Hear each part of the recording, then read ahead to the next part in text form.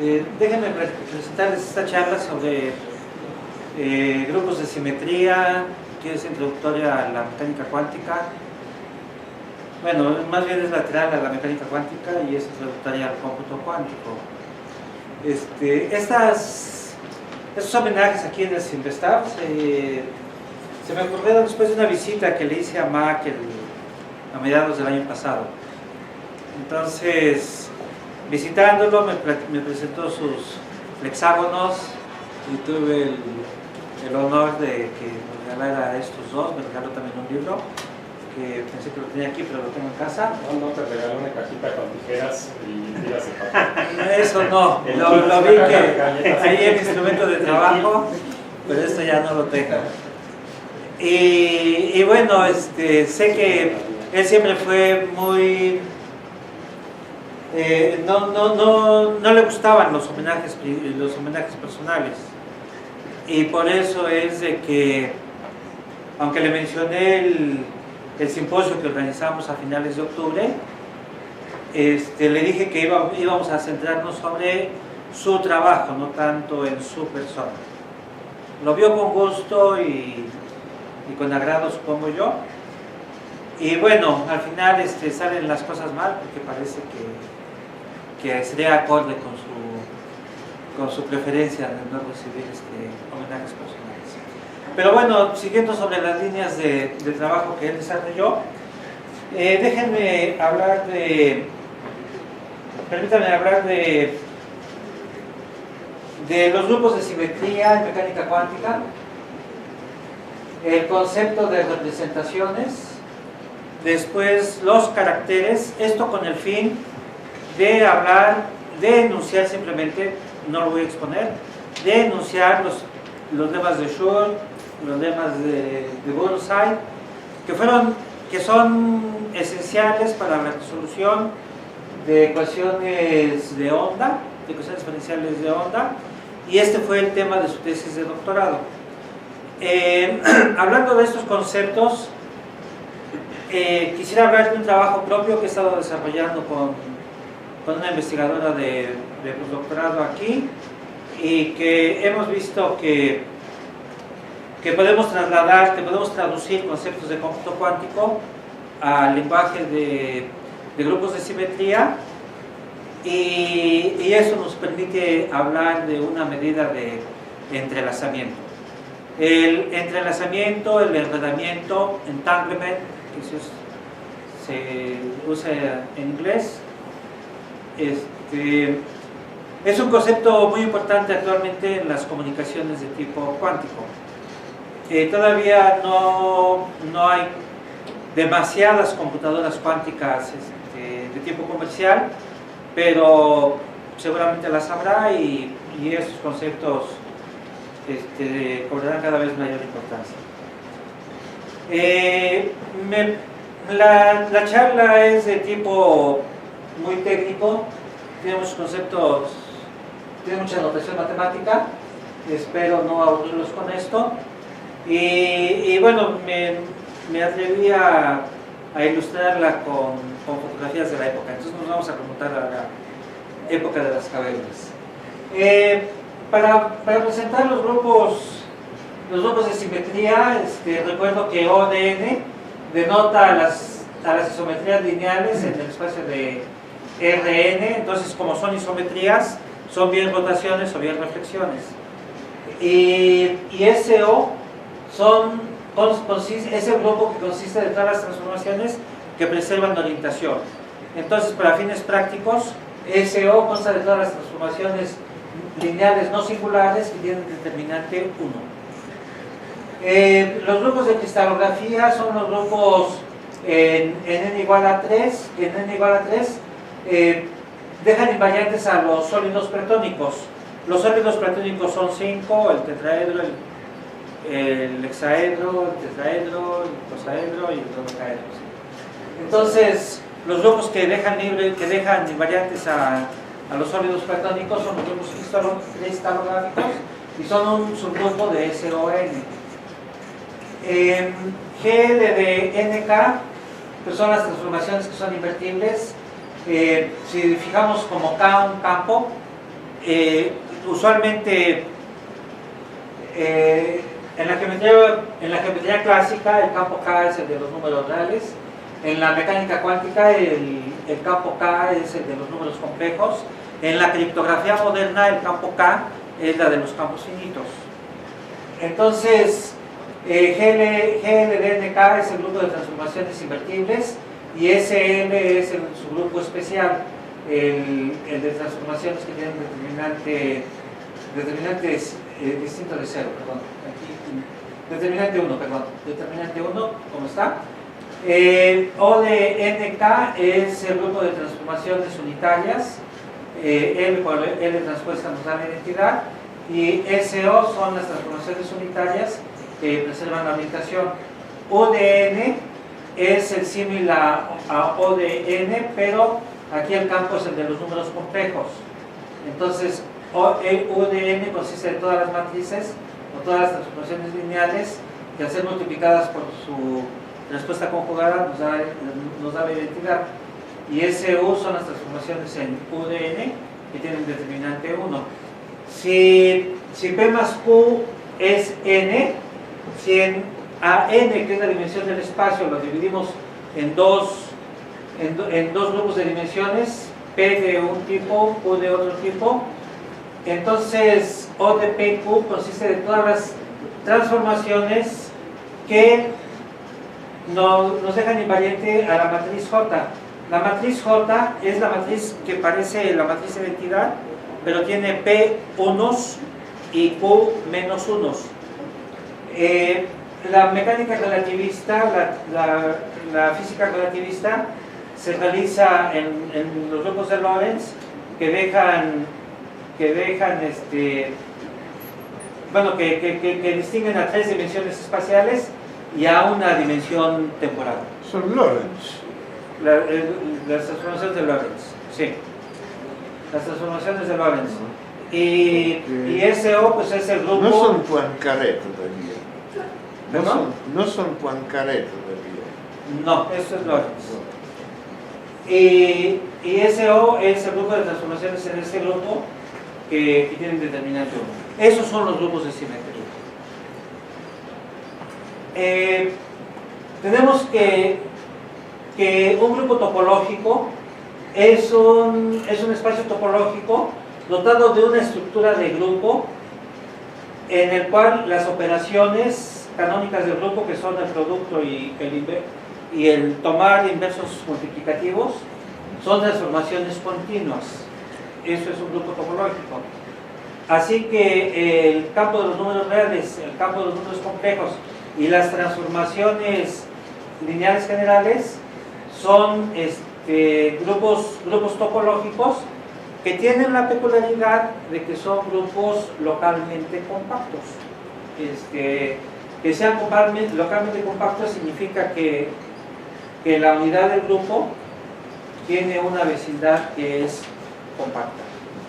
Entonces, remontándonos a tiempos de la prehistoria, aquí se ve una fotografía de principios del siglo de la década de los 70, en donde se ve que una PDP-8 cabía en un automóvil. Esto era revolucionario, ya era un ejemplo de miniaturización. Un grupo de Lie es similar a un grupo topológico, pero se introduce una estructura diferenciable en el espacio donde se sumerge el grupo y entonces resulta que las operaciones de multiplicación y de inverso son transformaciones diferenciables.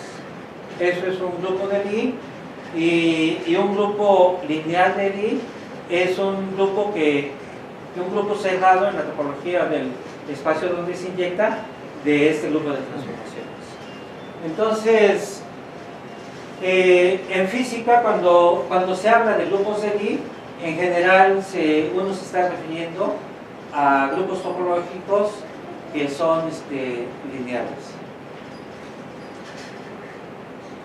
Entonces, dado un conjunto M, Sobre él podemos hacer actuar un grupo y obtener una acción. Dado un punto en el espacio y dado un elemento en el grupo actúa sobre este elemento y nos produce un otro elemento. Entonces, cuando tomamos un elemento en M y le hacemos actuar diferentes operaciones en el grupo, este nos va a definir una órbita en este espacio. Para fijar ideas, S2 es la bola unitaria de R3, S2 es la bola unitaria, es el balón de fútbol.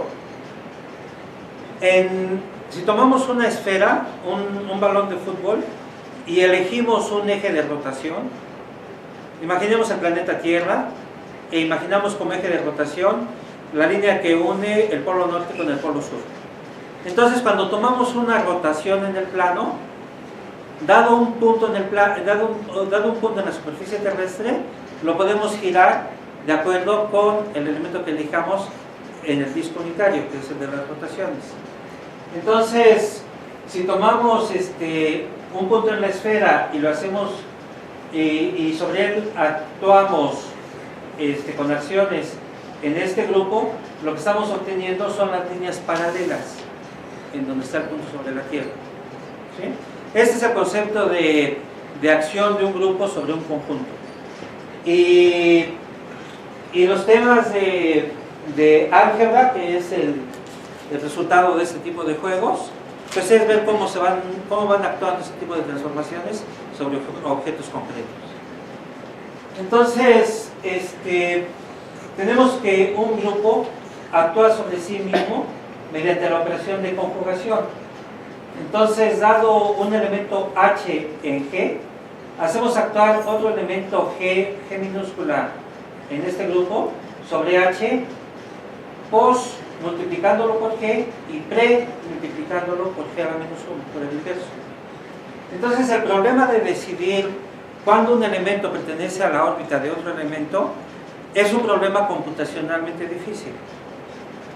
En la actualidad, la seguridad de las comunicaciones se basa en métodos matemáticos de tipo criptográfico, y hay una rama de la criptografía que se llama criptografía no conmutativa, en donde utilizan la dificultad en decidir órbitas bajo esta acción para cifrar mensajes y para autenticar mensajes y usuarios. Entonces, este es un problema que resultó en el álgebra, que se estudiaba desde mediados del siglo XIX y que en la actualidad resulta muy, muy importante para comunicaciones seguras. Tenemos que un grupo se puede representar de diversas formas, y una manera convencional de hacerla es tomando un espacio vectorial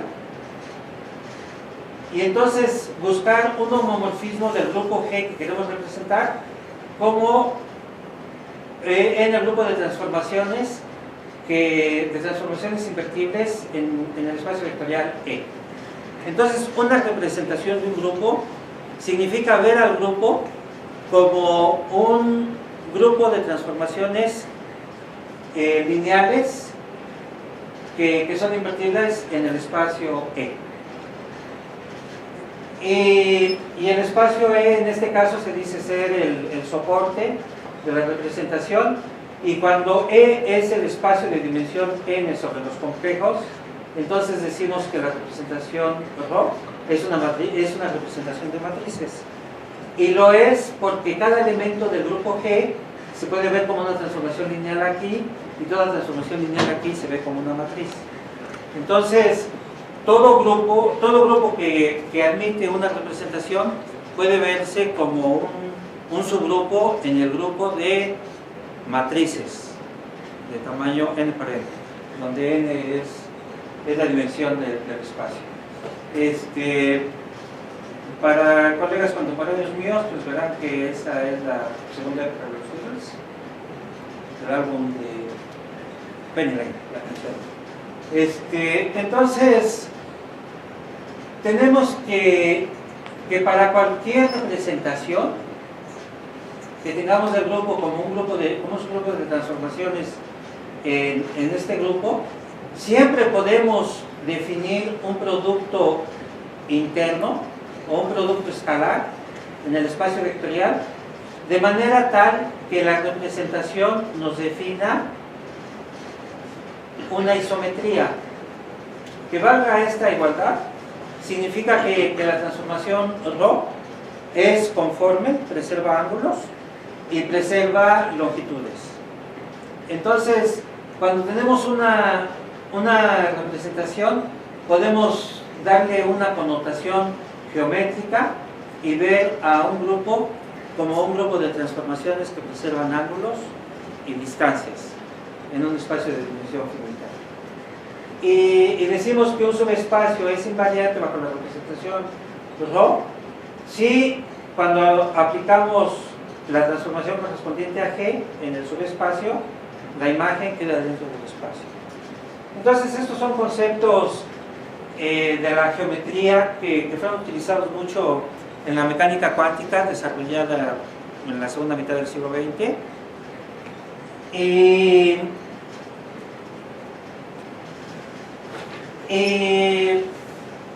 McIntosh utilizó estos conceptos en su tesis de doctorado.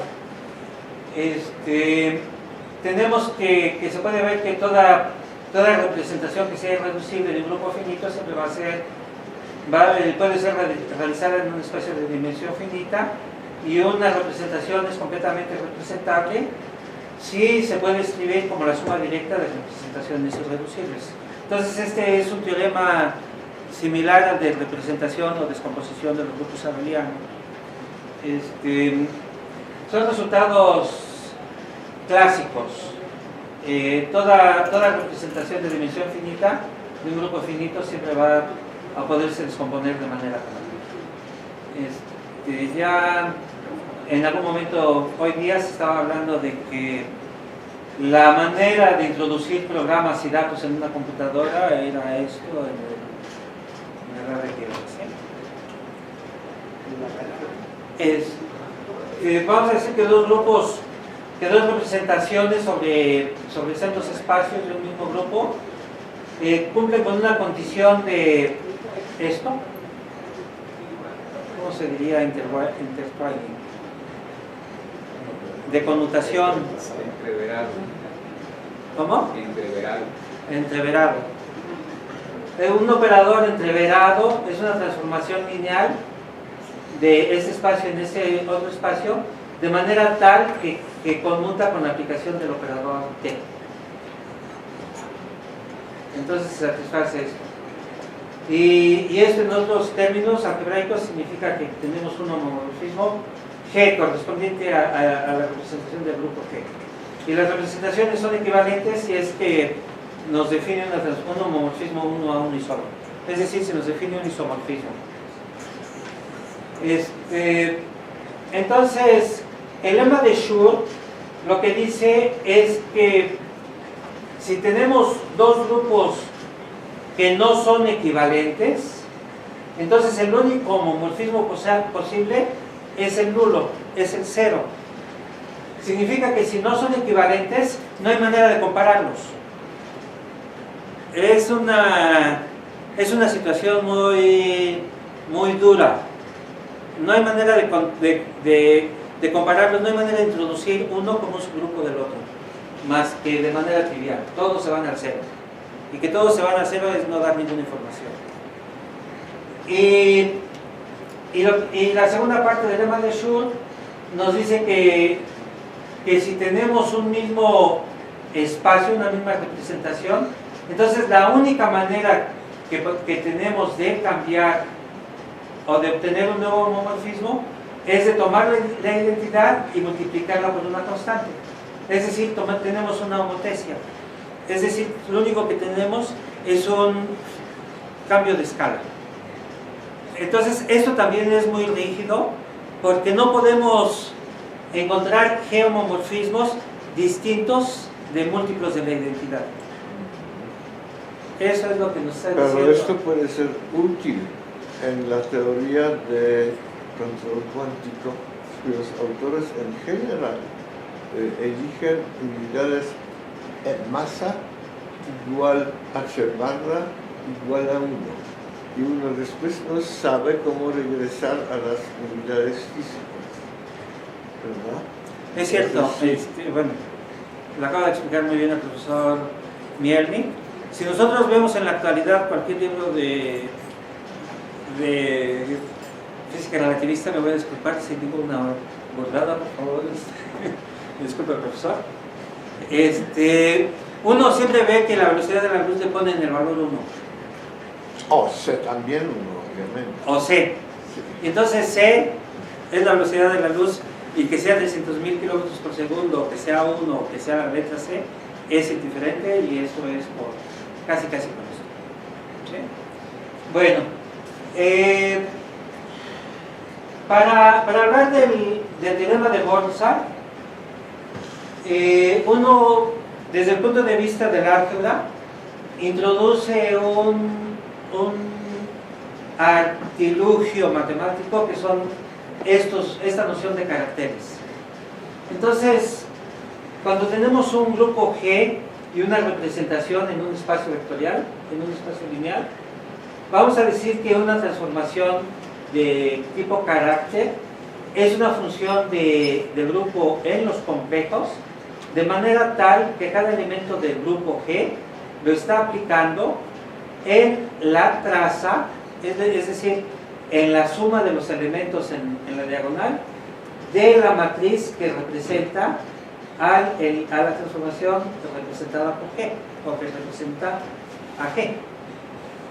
Entonces, los caracteres lo que están haciendo es aplicar el grupo G en el campo de los números complejos, y mediante un cambio de coordenadas podemos pensar que lo aplican en el círculo unitario del plano complejo, y el círculo unitario tiene una estructura algebraica bonita, una estructura algebraica bonita de los complejos unitarios. Entonces, los caracteres son prácticamente homomorfismos de G a esa estructura, y técnicamente están definidos de esta manera. Entonces, se puede ver que el carácter de un elemento G en G es la suma de este número, que correspondía al valor del carácter en la unidad del grupo, y eso nos está diciendo de qué grado tenemos que calcular las raíces unitarias de la unidad. Entonces, todo carácter aquí lo podemos ver como una suma de este número de elementos que son todos raíces de la unidad. Es un teorema de representación, y ya para terminar con todo este tecnicismo, los caracteres reflejan muy bien la noción de composición de estados, de espacios, porque puede verse que si tenemos dos representaciones en sendos espacios vectoriales, E0 y E1, entonces el carácter definido sobre la suma directa de los espacios es la suma de los caracteres en cada uno de los espacios, y el carácter definido en el producto tensorial de los espacios es el producto de los caracteres. En el cómputo cuántico, como E0, tomamos un espacio de Hilbert de dimensión 2, una dirección horizontal y una dirección vertical. Cuando estamos en la dirección vertical, lo asociamos con el bit clásico 0. Cuando estamos en la dirección vertical, lo asociamos con el bit clásico 1. Entonces, un qubit es un punto en la esfera unitaria del espacio de Hilbert de dimensión 2. Y cada punto en la esfera unitaria nos está dando una distribución de probabilidad de que ese estado superpuesto tome el valor 0 o tome el valor 1. Tomamos un spin que tiene una cierta polarización, y la polarización puede ser horizontal o puede ser vertical. Entonces, cuando tenemos dos spins, vamos a tener, no es que esté en el producto cartesiano de los dos espacios, sino que va a estar en el producto tensorial. luego voy a regresar a esto. Y entonces el producto tensorial de los espacios es un concepto importante y la parte de caracteres se ve de esta forma. Y tenemos que el carácter que corresponde al dual del espacio lineal es más ni menos que el complejo conjugado del carácter correspondiente al mismo espacio. ¿Sí? Entonces, mediante estas propiedades se ve que con el uso de caracteres podemos llevar un buen recuento de la composicionalidad de los espacios en los que estamos trabajando.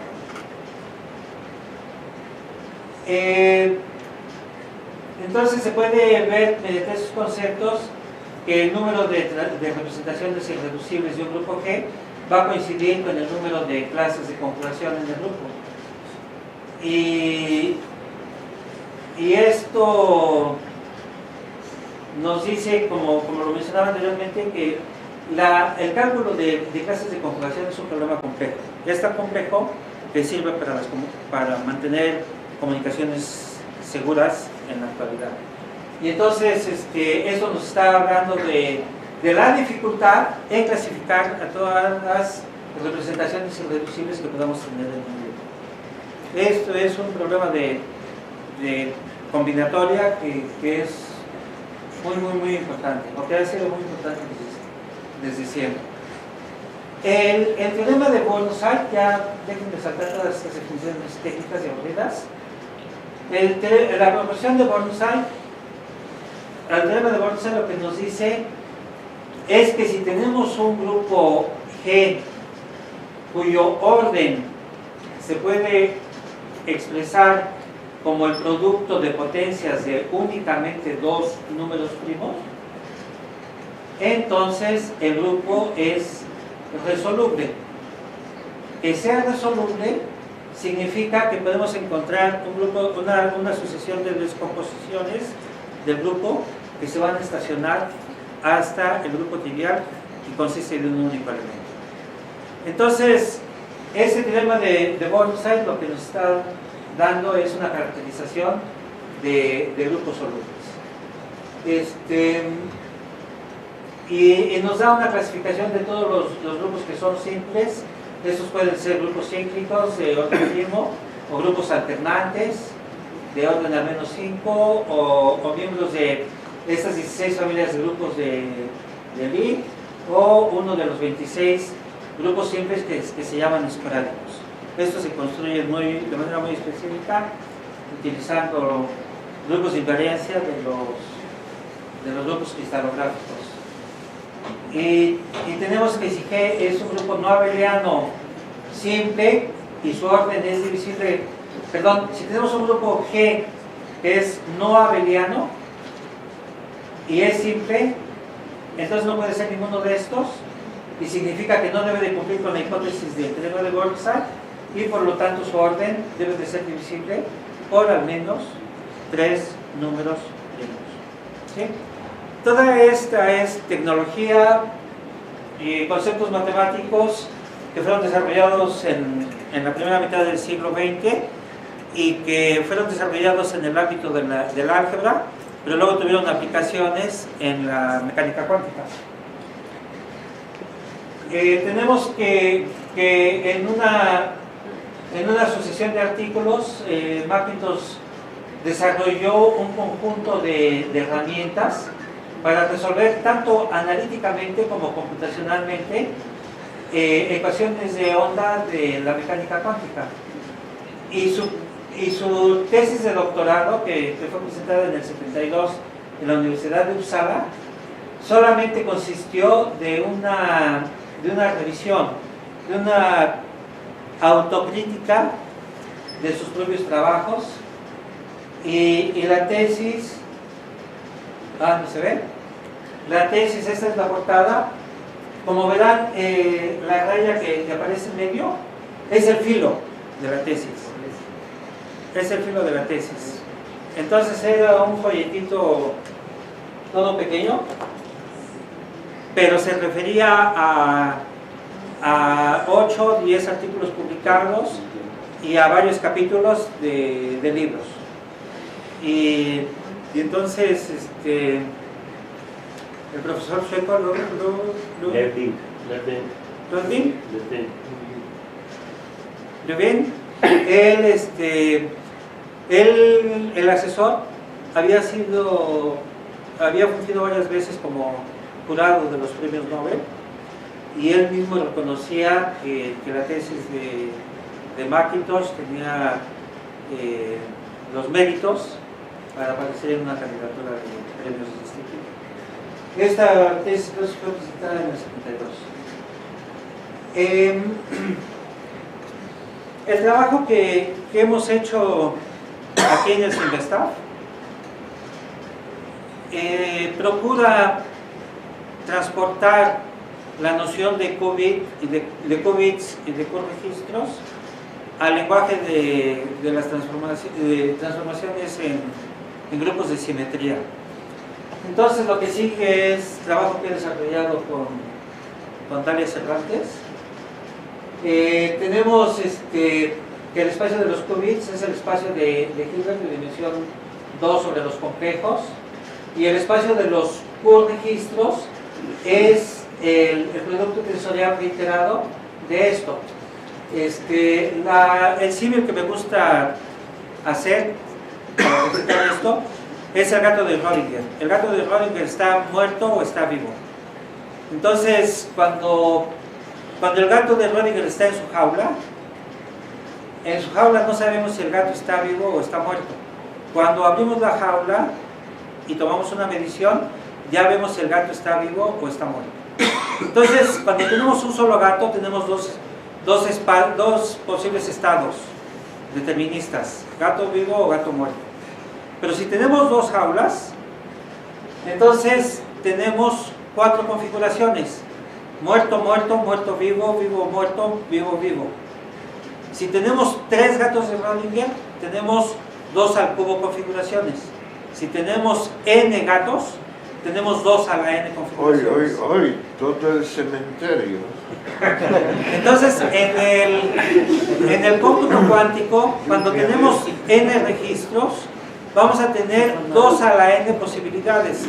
Entonces, la aplicación de una compuerta cuántica significa, en un solo paso, hacer variar una configuración de 2 a la n posibilidades en otra configuración de 2 a la n posibilidades.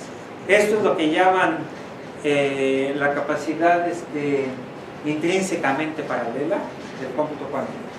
Entonces, cuando formamos productos tensoriales de espacios de Hilbert, lo que estamos haciendo es ir multiplicando dimensiones, es decir, construyendo cementerios de gatos de Rödinger. ¿Sí? El espacio clásico de los bits es el 0 y el 1, y entonces el valor 0 se identifica con la dirección horizontal, el valor 1 se identifica con la dirección vertical, y entonces podemos formar productos tensoriales de estos qubits y obtener un nuevo coregistro. Este es un n coregistro, pero es un vector que vive en un espacio de dimensión 2 a la n. Y entonces fijamos la base de esta manera. Al espacio de los qubits, que es el espacio en el círculo unitario de los complejos, lo vamos a introducir en este espacio, en este grupo de simetría, de esta manera. Dado un vector de 2 dimensiones, lo metemos en una matriz 2×2, poniendo en la primera columna las componentes del qubit, y aquí los permutamos y les cambiamos fase y orientación. Entonces, resulta que estas matrices son ortogonales, son unitarias, y van a estar en este grupo. Y en este grupo tenemos una operación algebraica. Entonces la operación de aquí la trasladamos para acá y dotamos a este espacio de una estructura algebraica. Entonces la estructura algebraica es esta: da 2 qubits, los multiplicamos y obtenemos un qubit de esta manera, y aquí el círculo unitario lo estamos realizando como un grupo. Cuando tenemos 2 qubits y los componemos, tenemos que multiplicarlos tensorialmente.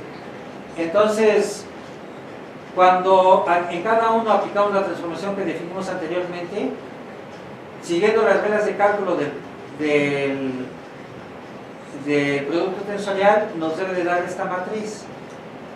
Estas son las matrices estas son las entradas del producto tensorial vectorial. Y estas que están aquí son permutaciones de la primera columna, salvo que, observen por favor, que hay aplicaciones del operador de conjugación y de estar tomando negativos. Entonces esto complica un poco las cosas para definirlos, para extender esta definición, y podemos extenderla de esta manera, pero lo tenemos que hacer cuidando de que tengamos denominadores como los que aparecen aquí, distintos de 0. Entonces esto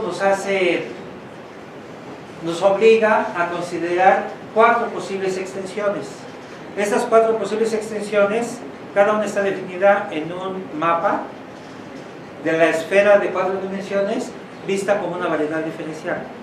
Entonces hacemos un poco de transformaciones y consideraciones y buscamos extender las operaciones anteriores a la esfera de 4 dimensiones, al espacio de los 2 subregistros. Como decía, nos obliga a tener no una transformación única, sino 4.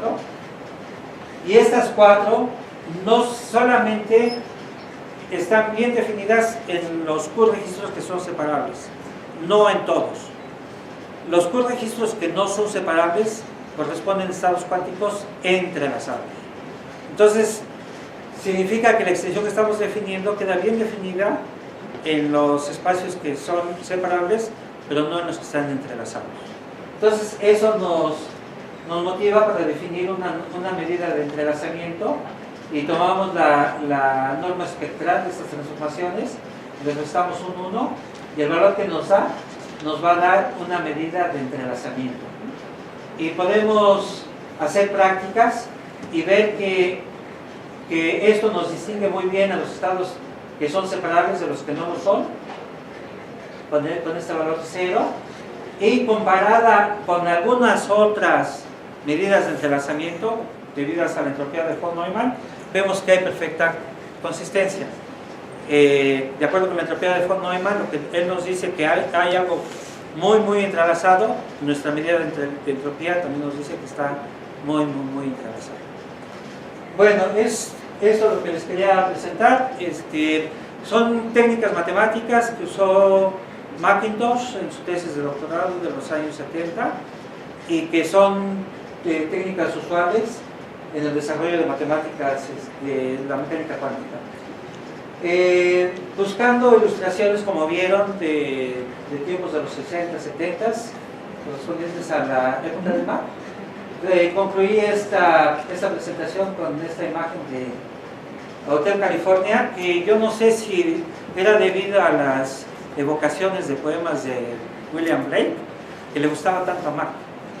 Cada vez que llegábamos al centro de cálculo, escuchábamos Hotel California y ya sabíamos que estaba Mac ahí. Muchas gracias.